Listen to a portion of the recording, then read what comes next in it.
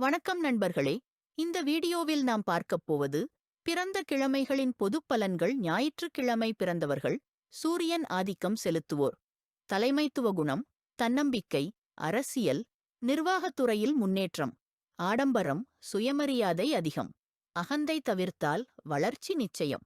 திங்கள்கிழமை பிறந்தவர்கள் சந்திரன் ஆதிக்கம், மனதின் மேன்மை, கருணை, கலை மற்றும் இசையில் ஈடுபாடு, குடும்ப அன்பு, தாய்மையின் ஆசிர்வாதம், மனதில் எளிதில் கவலை, நிலையற்ற தன்மை கவனிக்க வேண்டும்.